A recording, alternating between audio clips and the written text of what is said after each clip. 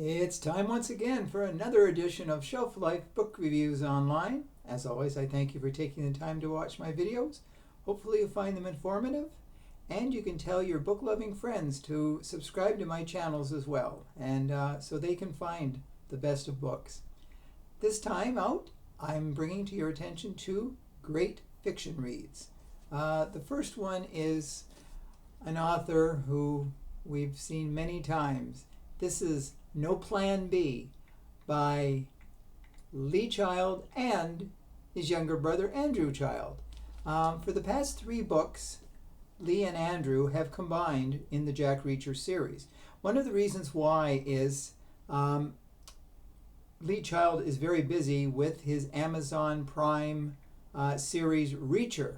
So his brother is sharing the book writing duties. Now some people have said, oh, the books are not as good because, they're being watered down by someone else. I beg to differ. In the 27 Jack Reacher books, if you weren't told that there was another author that was helping with the books, with the last three titles, you wouldn't know. They are exactly the way that Lee Child began the series. Jack Reacher is the same character. He gets in the same situations. So No Plan B is definitely an excellent book. And Lee Child has always been one of my top 5 authors. So I've never read an inferior Jack Reacher book yet. And this one is definitely a superior one. It revolves around, Jack Reacher, who always manages to find himself in very dangerous situations. He's in the town of Gerardsville, Colorado. He's crossing the street, and he notices across the street there's a bunch of people. A woman is getting ready to cross the street, and there's a bus coming. Suddenly, the woman falls in front of the bus, and she is killed immediately.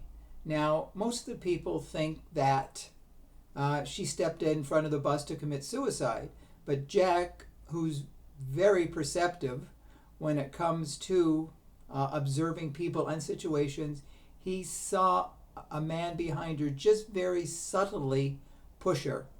And then in the confusion, the man scooped up the woman's purse, put it in a garbage bag, and ran away. Well, Jack Reacher is not someone who to leave the scene of a crime and not go in hot pursuit, so he pursues a guy and he traps him in an alley. So he sees the purse and he sees what's inside it, and then a black BMW comes down the alley to distract him. It hits something, and part of the railing comes crashing down on Jack Reacher. So the man in the hoodie who he was pursuing and the BMW leave, and the purse is gone too. So that's the start of the situation. He finds out the woman was Angela St. Vrain, and he also finds out that her lover Sam died a few days before that, and the police thought that was it wasn't an unusual death. But as Jack Reacher, his perceptive mind thinks there's a connection, and into the picture comes Hannah, who is an ex-wife of Sam who died in the previous week, and she too thought it was rather odd. So Jack Reacher tells her of his suspicions, and so the two, these people are all connected to the Minerva prison in Winston, Mississippi. And actually the 6 wardens and people in Minerva prison have heard about Jack Reacher, and they think he saw something that he shouldn't see. So obviously they're out for his blood, and they want to silence him because they think he knows too much. Well, Jack Reacher is not one to back down from a challenge. So Hannah and Jack drive cross-country from Colorado to the Mississippi prison. Now, there's another story running parallel to this, and it involves a young 15-year-old boy called Jed, who in Los Angeles, who's in a foster home. He has heard that his father is being released from the Minerva prison. The only thing is the fact that the father does not know Jed exists. that he does have a son. So Jed wants to finally go and meet him because Jed's mother is actually dying of pancreatic cancer.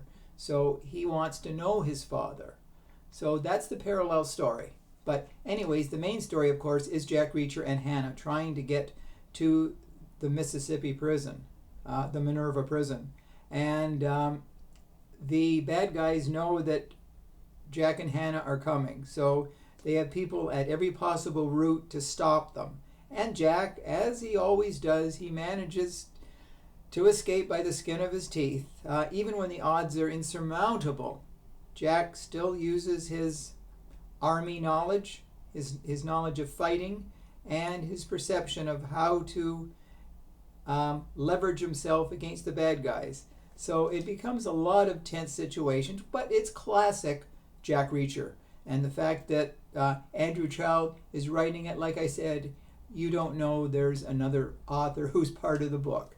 It's prime Jack Reacher, another book that is very, very difficult to put down. I read this within a day, and because it was so compelling so make plans to buy and read No Plan B, because it is the 27th book in the Jack Reacher series, and it is definitely one of the best of the series.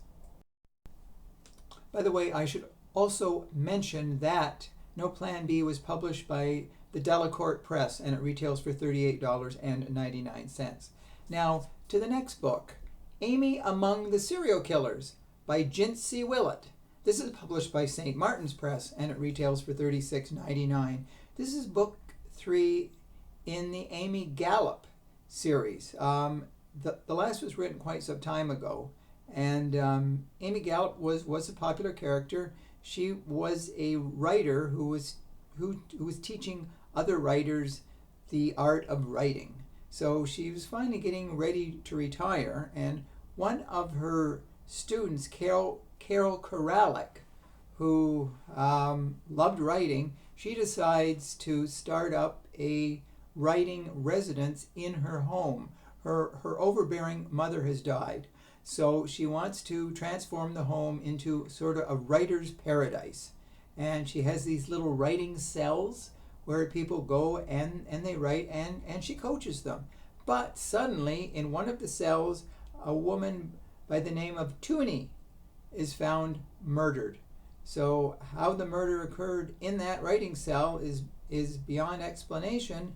So Carol decides to investigate, as a writer should, and with the help of her friend Tiffany, she wants to look into this. But soon it becomes apparent that a serial killer is on the loose. So Amy, who wanted to have a bit of a retirement, she decides to get back into the situation too, to see what is happening. And with the help of her dog Lottie, Amy gallops onto the scene to look for the serial killers. And more deaths are coming, very grisly deaths, as people are being dismembered. It's just like they're trying to build a Frankenstein monster, because hands are cut off, legs are cut off, feet are cut off, and it's almost like a little bit from this person, a little bit from that person, and just like they're trying to create a new person. So it's sort of a grisly type of book for those who like serial killer books.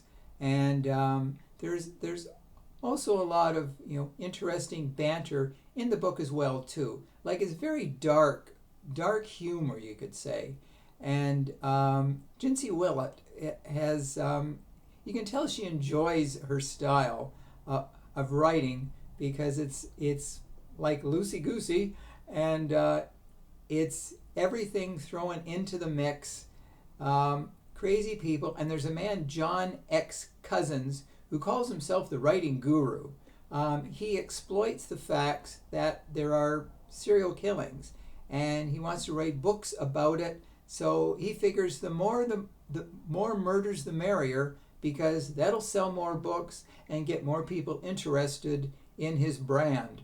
So it's a little bit of everything tossed in. So Amy Among the Serial Killers is definitely a book. It's low key, slow paced, but that's okay because if you like your books, you know, you read a little bit here, you read a little bit there, you will find a interesting conclusion and one that will make you pleased that you did read the book.